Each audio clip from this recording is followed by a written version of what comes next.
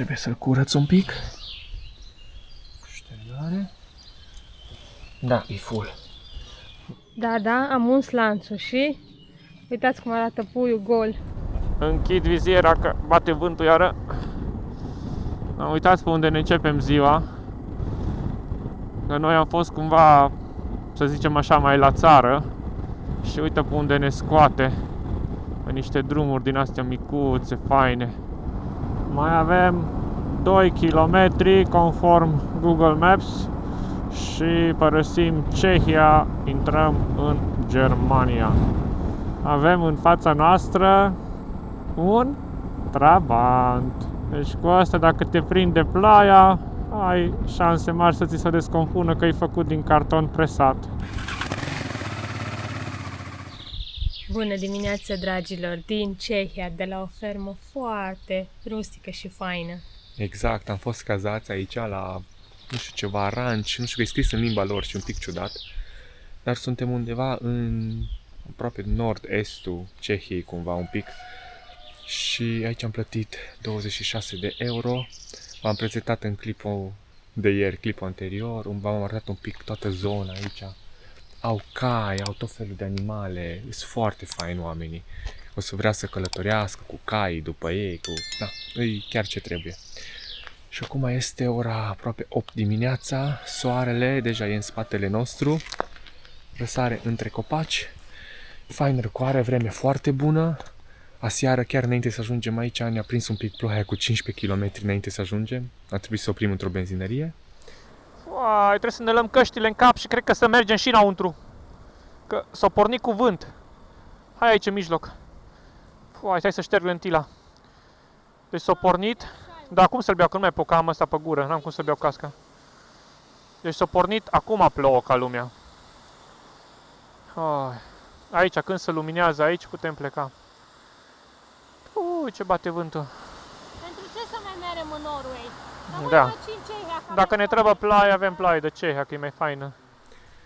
Acum ne pregătim să mergem spre Germania. O să avem un traseu de aproximativ 420 de kilometri. Da.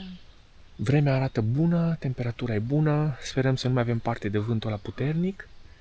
Exact. Și ce vreau să fac acum înainte să plec e să verific uleiul, că am aproape 900 de kilometri făcuți de când am plecat de acasă. Și să ungem la. Și da, deja am vreo 2000 și ceva de kilometri de când am schimbat uleiul. I-am completat chiar un pic înainte să plec de acasă, să fiu sigur că e full. Dar vreau să verific nivelul la ulei, să dau jos cutiile și să îi dăm o ungere la lanț. Trebuie să-l curăț un pic. Ștergare. Îl ținem drept. Trag un pic spre mine. Cam atât. Și fără să înfiletez, doar îl bag acolo. Da, e full. După cum puteți vedea, hai să nu se îmburde motor, nu pot să las de ghidon, da? E full. E până sus aici la liniuță. Da, am uns lanțul și uitați cum arată puiul gol. Așa arată procedeul nostru, că n-am cum să-l ridic pe cric dacă sunt toate nebunile astea pe el. Da. Săracul acum zice, ce bine e gol. Fără voi, grașilor.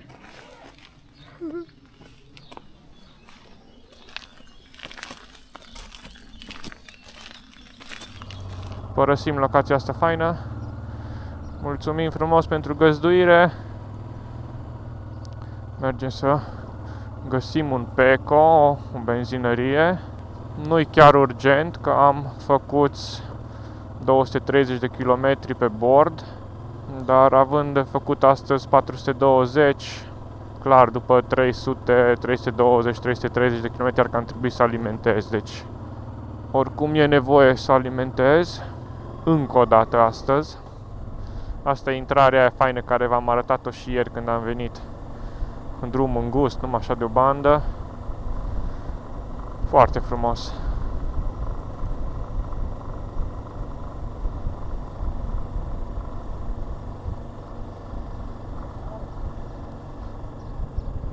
Închid viziera că bate vântul iară.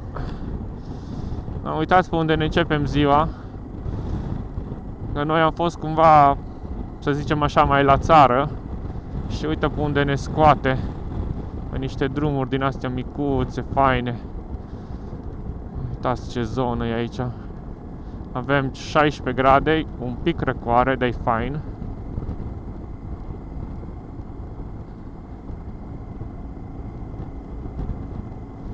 Chiar superb, superb. Și ni s-a deschis drumul în fața noastră. Wow, ce frumos! Abia am făcut 15 km de când am plecat.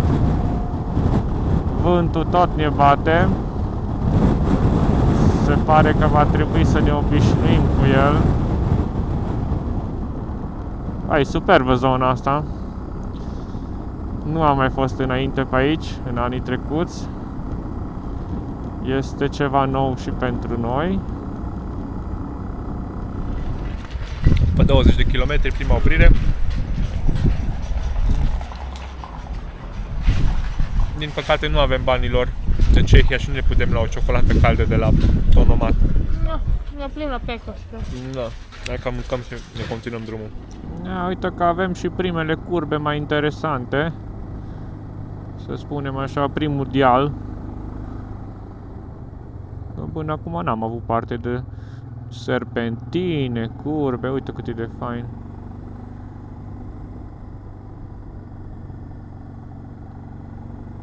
Da, două am avut ea, aici se vede.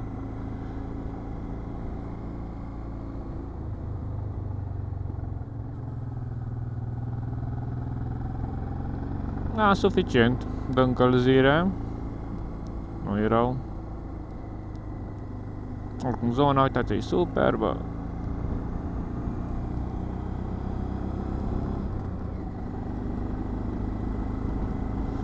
Aici îmi arată drumul 230. Și în 8,3 km o să iau pe drumul 21.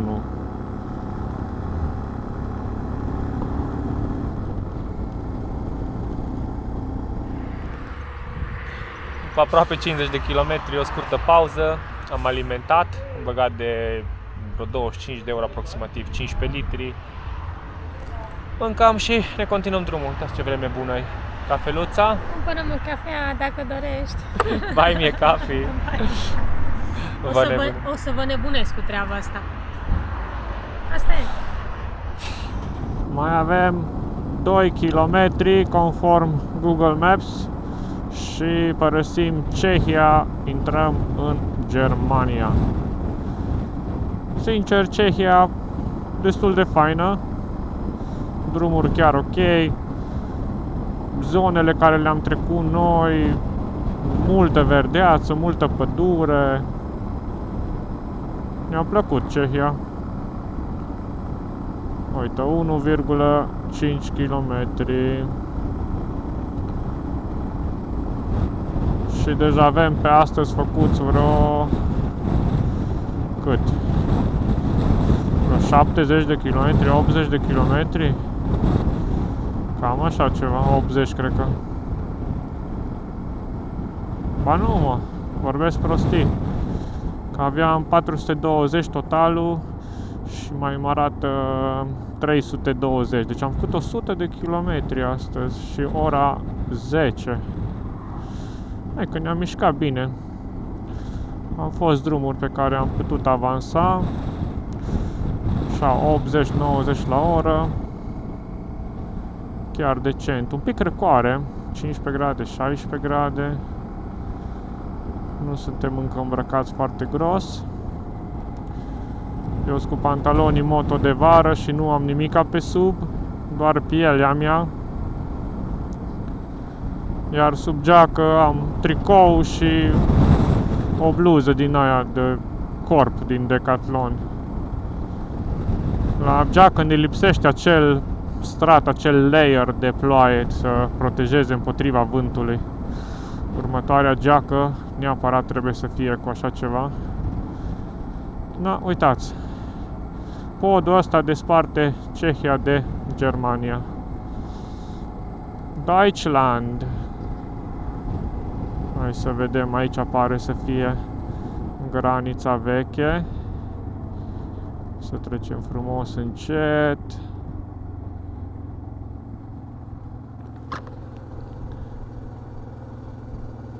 Uite ce clădiri erau pe vremuri aici din lemn.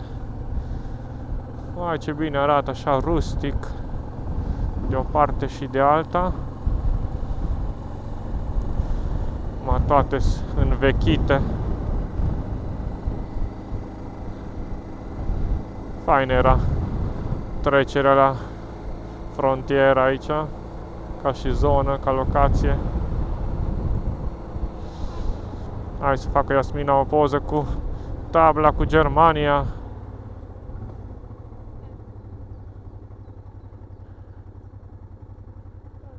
Gata, am făcut și poza, am și filmat. Mergem mai departe. Că mai avem un pic. Se norează încet. Se formează norii. Să sperăm că ne dau pace astăzi. Conform prognozei meteo, nu arată nimica ploaie. Avem deja vreo 10 km prin Germania și uite că primii kilometri ne așteaptă cu un peisaj, cu un drum chiar foarte fain. Atâta îmi place să mă duc prin zone din astea așa împădurite. Gradele tot acolo 15. Dar vedeți pe hartă ce fain șerpuiește drumul. Uite ce fain e așa, stânga, dreapta, lejer. Eu mă duc cu 70 cu a patra. Ideal. Am făcut vreo 140 de kilometri, 145, ceva de genul astăzi. Și am ajuns în Plauen, Germania. Pare un oraș mai mare, că l-am avut dimineață pe hartă, pe o tablă, când am plecat de la cazare. Ce înseamnă că e ceva mai mare, mai important. Nu am luat-o bine.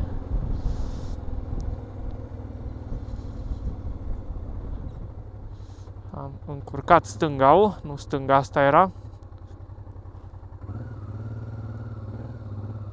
Un minus mare la Google Maps ca și navigare, nu se mărește suficient aici să-ți dai seama unde trebuie să faci stânga sau ce bandă trebuie să mergi.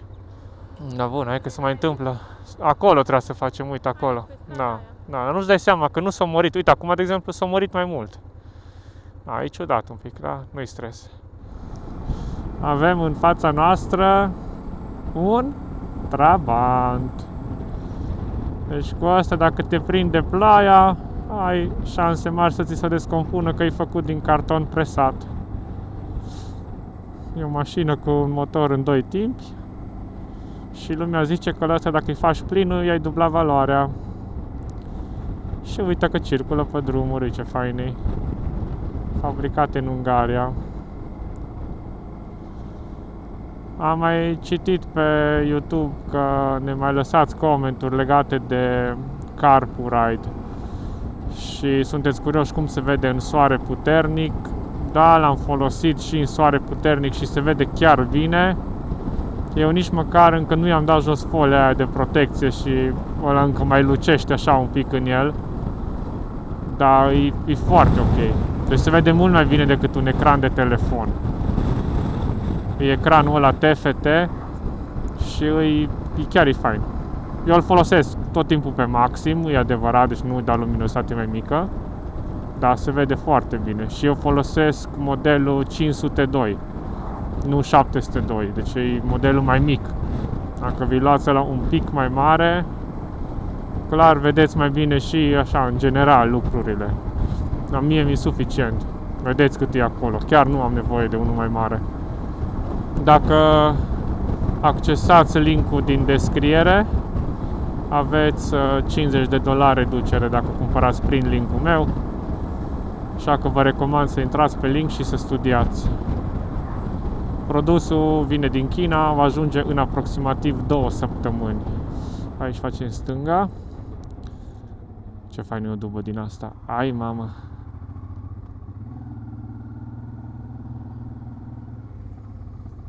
Unde mă bagă ăsta? Stânga, dreapta? Ai, ce ciudat a fost faza asta. A fost prea din scurt, nu am fost eu atent. Oricum, zona e chiar e superbă, e tot ce ne putem imagina, foarte fain. Pădure, răcoare, drumuri bune, nu e aglomerat, chiar e foarte fain tot.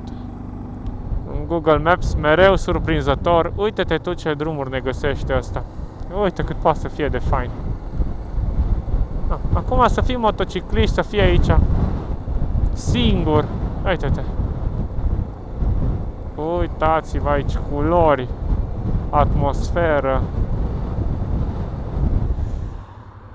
Astăzi rupem regula de salam cu pită. Uite, după 200 de kilometri ne băgăm la Burger King să mâncăm ceva mic, simplu. Să vedem unde putem întoarce, să ajungem acolo. Uite, aici intrăm în parcare și întoarcem. Așa, și intrăm la Burger King. Și parcăm aici.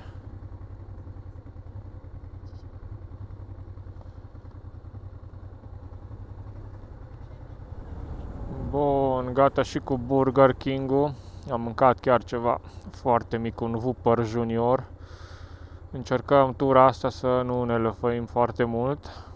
Să mergem pe, să zicem așa, pe economie. Acum, nu chiar pe sărăcie, dar încercăm să facem mici economii unde putem.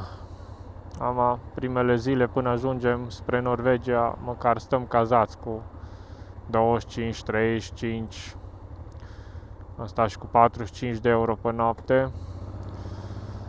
Până acum media ni 35 de euro, că prima zi am stat cu 45, după aia am stat cu, înainte, după aia cu 25 și acum astăzi iară cu 35, deci e ok. Trebuie să fim un pic atent aici iară cu navigarea, că e un pic nebunie. Undeva stânga, în 200 de metri. Hai să mă încadrez dincoace.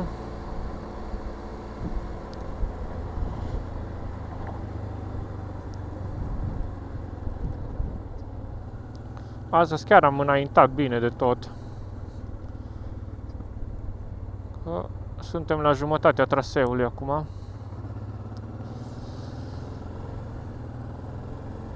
E ora 12:30. Hai că e ok. Vremea e faină. Până acum toate bune. Uite-te aici, domnule, că și la nemți li s-a făcut cald. Mă și-au dat drumul la ventilatoare. La 22 de grade. Na, v-ați fi gândit? Cât a ventilatoarele, mă... Gigant.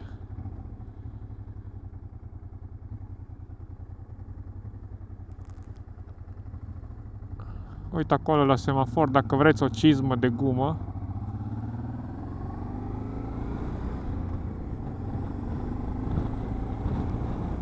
Mai avem 3 ore pe ziua de azi de mers, efectiv, și 170 de kilometri.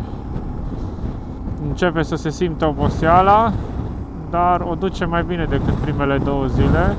Uite ce bate vântul iară, ne mută de pe o parte pe alta.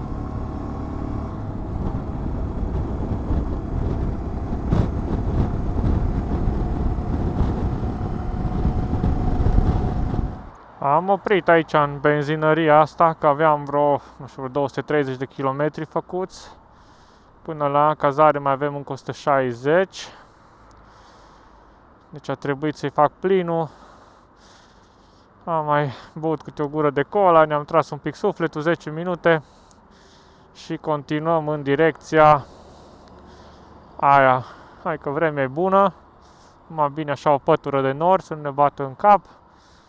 Avem vreo 23 de grade, e perfect. Acum trecem prin Halle, H-A-L-L-E. Inițial am zis că ne căutăm cazare undeva pe aici, dar ar fi fost un pic cam aproape. Noi mai avem 150 de kilometri până la cazare, nu mai știu acum cum îi zice la localitate, ceva mic, ceva sătuleț. Uite ce asfalt colorat au ăștia, așa roșiatic, mov cumva.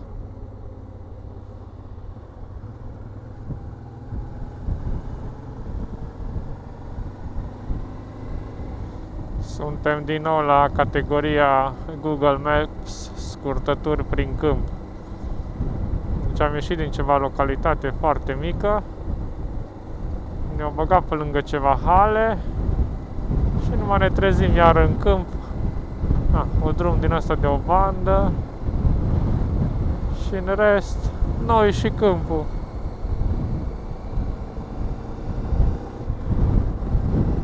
Mai 103 km. Hai că începe să devină mult și pe ziua de azi. Dar încă e fain, încă putem.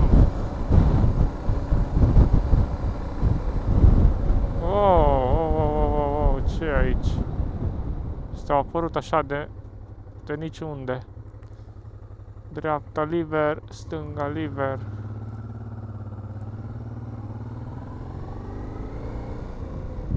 O scurtă pauză aici la Netto.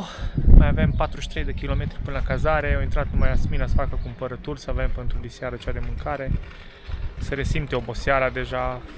E mult. Ce trece de 300-350 km pe sătulețe și drumuri micuțe. Și acum de vreo 100 de km bate și vântul destul de tare. Dar per total o zi faină azi. Abia așteptăm să ajungem la cazare, să ne spălăm, să mâncăm, să văd dacă mai apuc să mai editez așa ceva, că mă rup zilele astea, nu prea reușesc să fac mare lucru. Am terminat și cu cumpărăturile, iar o chiflă, o șuncă, o roșie și cam aia e pentru diseară. Și am vrut să vă arăt aici iar ventilatoarele astea de la nemți. Când zici Germania și te plimbi pe drumurile micuțe, județene, cam asta e. Câmpie, eoliene cât vezi cu ochii, drumuri în general bune,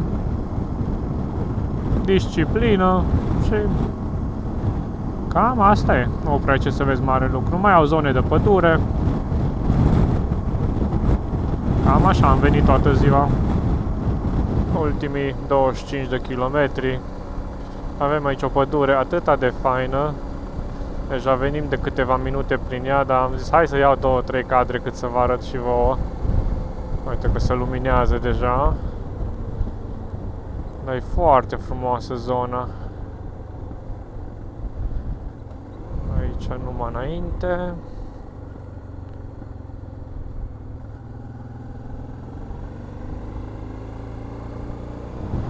Suntem la 1 kilometru de cazarea noastră, iar acum intrăm în localitatea Bosdorf, unde o să și stăm.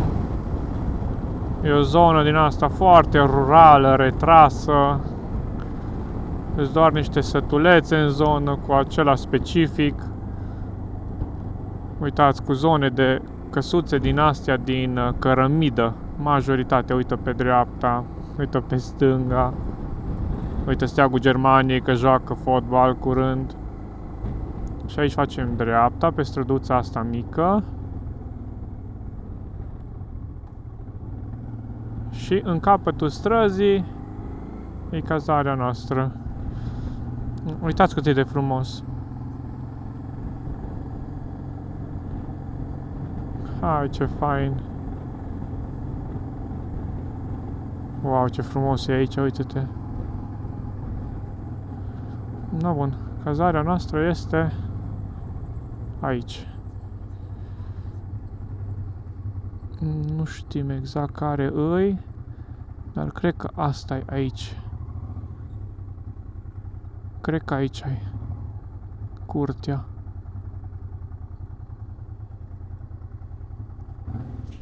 Acum am urcat în apartament, imediat o să cobor la motor să vă arăt curtea și cum arată de acolo. Că am ajuns bine acolo unde am parcat în față, acolo a fost. Am așteptat să iasă proprietarul. Uitați ce frumos e. Cred că baia e aici. Nu, mă! Aici e dormitorul. Eu am crezut că aici trebuie să dormim. Afară. Bă, ce nebuni suntem. Ce uite aici cât e de fain. Eu am crezut că dormim acolo. Nu, e apartament așa, Da. complex, super fain. Mi-ar plăcea să stau într-un sat din ăsta aici, așa. Nu, și ce mai avem pe aici? Aici e bucătăria. Bucătărie și bar. Aici e bucătăria. Bine, nu ne-am la mare lucru de făcut. O să ne facem nou supă. Dar avem, uite, tot ce ai nevoie. Uite, de știam că avem cuptor. Puteam să fi luat o pizza congelată. Da, am săturat de uscăciunile tale. Uite, e mare, mă.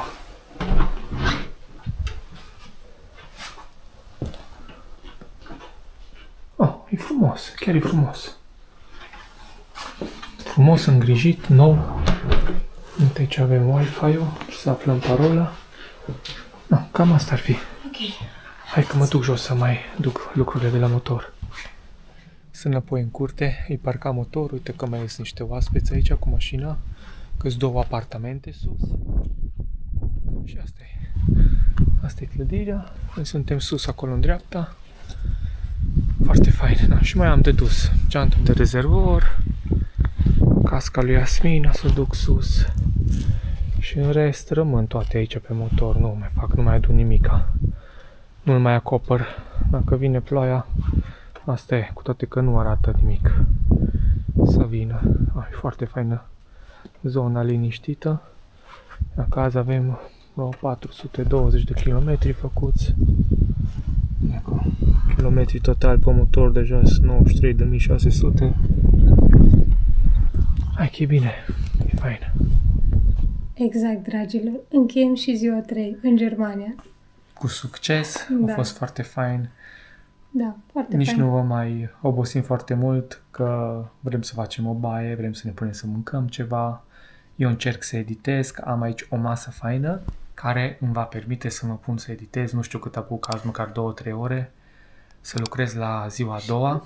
Și somn. Hai, mă duc să-mi beau berea, să mânc salata. M-am săturat de uscăciunile lui Robert. Azi am mâncat mai nimic, în fine. Așa. Mulțumim frumos că ne-ați urmărit și de această dată. Dacă v-a plăcut acest episod, știți foarte bine ce aveți de făcut. Un like, Exact. un comment, subscribe. Dacă doriți să-i cumpărați o cafea, dacă doriți să ne susțineți în orice fel posibil, găsiți detalii în descriere. Să fiți alături de noi. Da, că o fi fain. Da, Ciao. corect. Ceau.